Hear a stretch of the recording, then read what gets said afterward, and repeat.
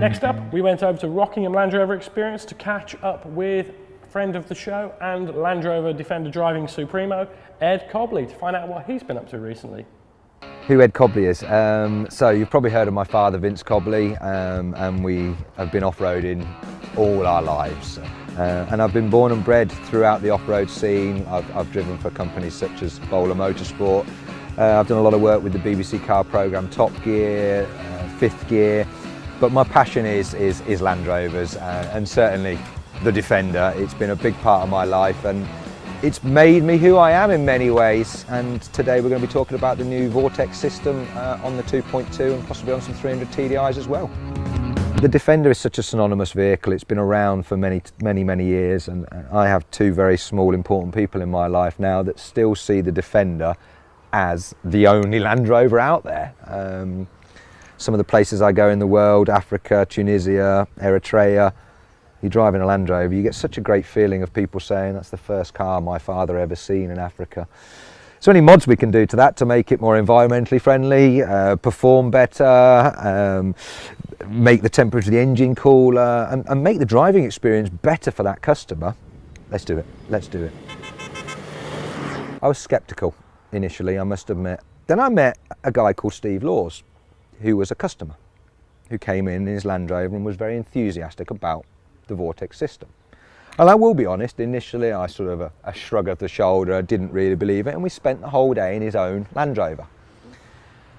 And I was blown away by the linearness of the torque in the 300 TDI, and I've spent many years in a 300. I love that engine, I really do. I was quite surprised in the performance of the vehicle on the road. It shocked me as we did a car swap. He drove mine back, I drove his. And I was really surprised in the overall performance. I haven't had enough time with the Vortex exhaust to honestly say the fuel economy increase, and I will put my hand up and say when I get an exhaust that does something different, I probably use the right foot a little bit more. So I'm not going to be the person you probably want to speak to about emissions. The off-road capability and a lot of people seem to think we want big brake horsepower. Actually, we want a very flat, big torque curve. And that's what the Vortex is helping with. The sound is different, the performance is better, the emissions are better, the fuel economy is better. What more is there really to say? So that was our day out with Ed. One of the things that, well, a lot of the things that Ed was talking about there was exhausts, and that really got us thinking. We've heard various claims from exhaust manufacturers in the past, and in all honesty, I really struggled on the surface to find out why an exhaust, which really happens after all the power has been produced and delivered, would make any difference whatsoever to the performance of your vehicle. So, well, we did the only thing we could do, was we went out and found out for ourselves.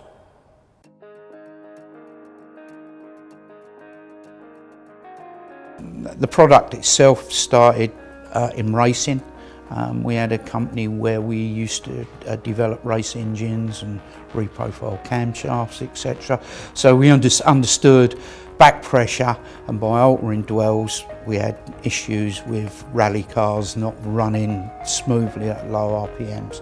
So we decided to develop a system that would reduce back pressure, and eventually we came up with this, which is a brilliant reduction in. It was much better than we ever assumed it would be, and it was purely for racing. Outside of that, we then discovered we was getting improved fuel economy, much better performance, much more than we ever assumed, and drops in emissions, and from then it just developed into a different product. Now we're currently working on trains, drones, military vehicles, we've done ships, we've done all sorts of issues. Vortex itself is a product which reduces back pressure, and by reducing back pressure you get a much more efficient engine. There's no downside whatsoever. We specialise in by reducing the back pressure.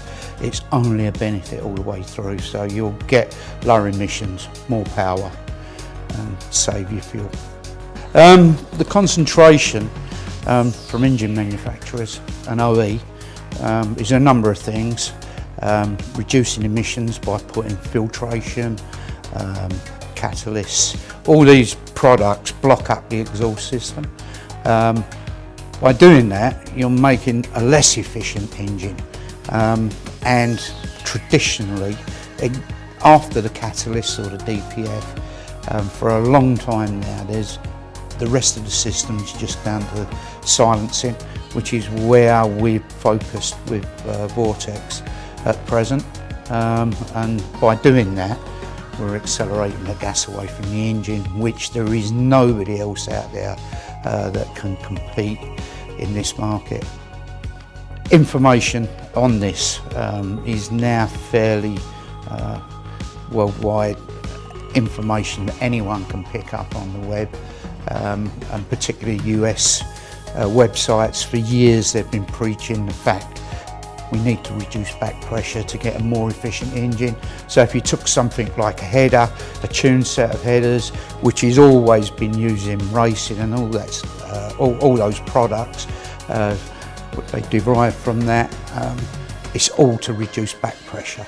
By fitting the system on, generally all our customers, they come back satisfied with their saying it's driver noticeable, so they're getting in the vehicle.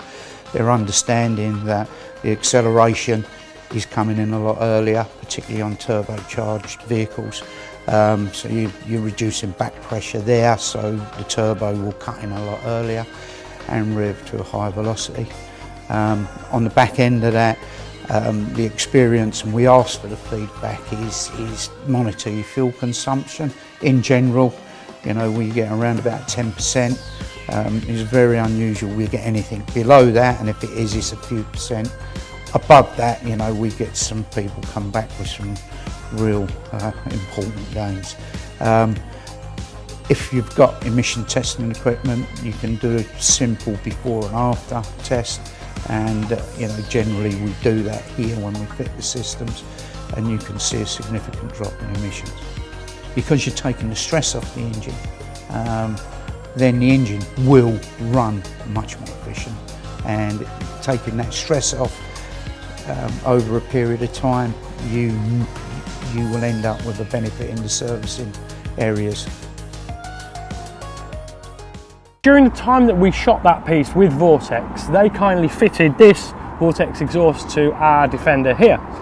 Now, I'm not sure what I was expecting. I certainly wasn't expecting some of the claims that were made by Vortex's marketing people, but I really grilled the guys on the science of it. It was really difficult to understand how the gains that they claimed could be made. But there was one sure way of finding out. And as the guys fitted this, beforehand they took an emissions reading of this vehicle with a standard exhaust on, absolutely nothing really wrong with it. And once it was fitted, they took another emissions reading on the same machine in the same location with no altered settings.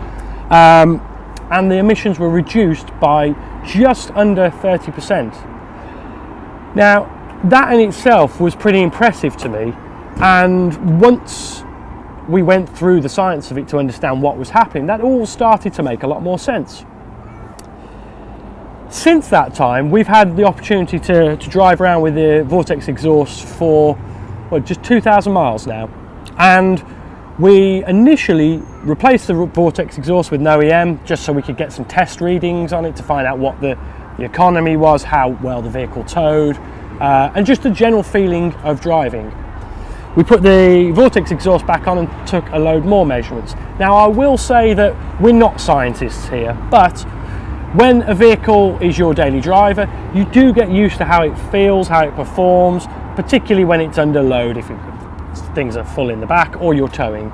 And there are a number of observations that we can happily and surprisingly report back.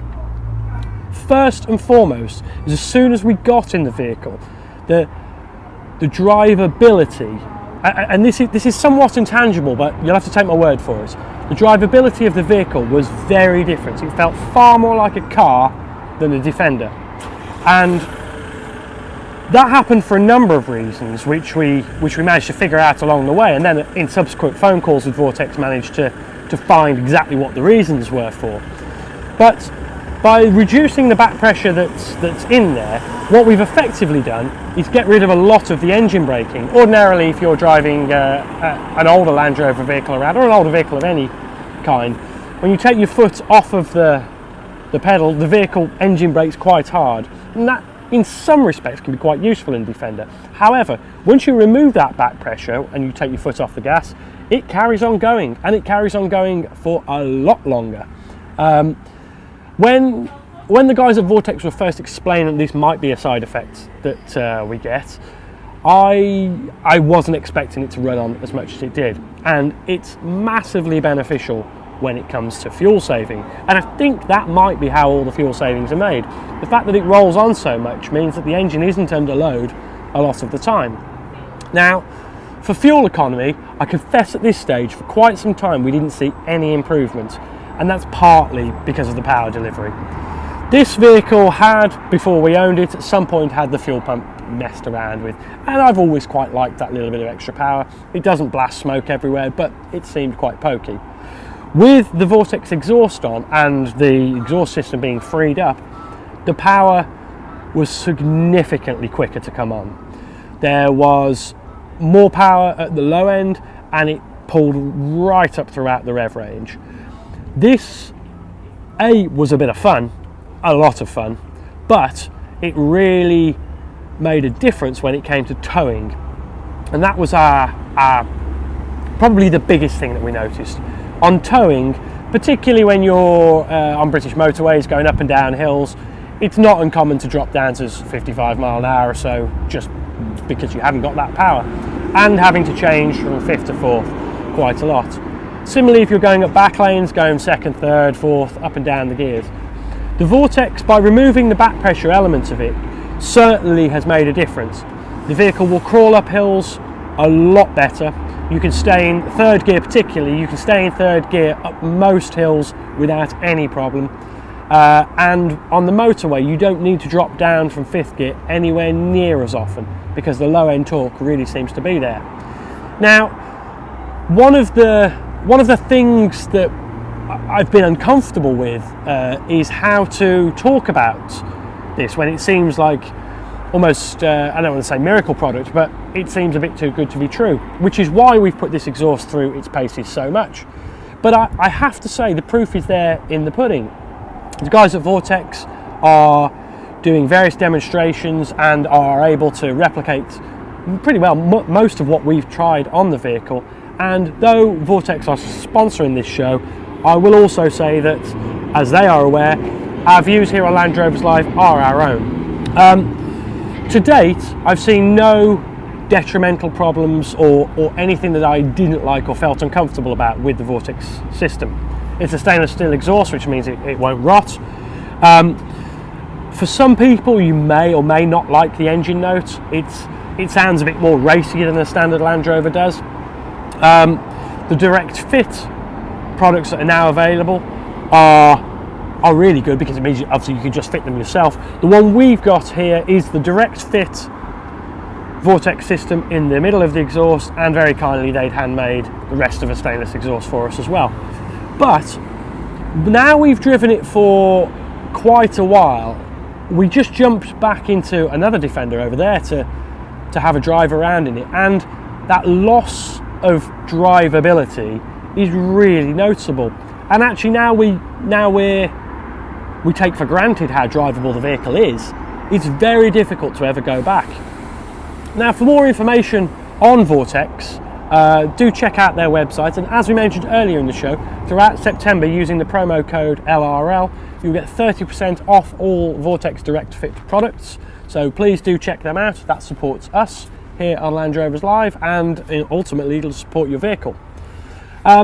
In truth, I could wax lyrical about this exhaust for a lot longer than I have. I'm conscious that I can go on a bit anyway, but for those of you who are interested, we are going to do a live Q&A in the next coming weeks. So please do comment with your comments below, and I'm going to be looking through some of the older forums for people who've taken pot shots at various different products, but this one in particular, to try and dispel some of those myths where it's possible and see if their claims hold up as well. Do subscribe. We aim to come back to you with more videos in the coming weeks. As I said, we'll be doing the live Q&A. In the interim, thanks for watching. We really appreciate it. I'm a bit rusty, but it's good to be back.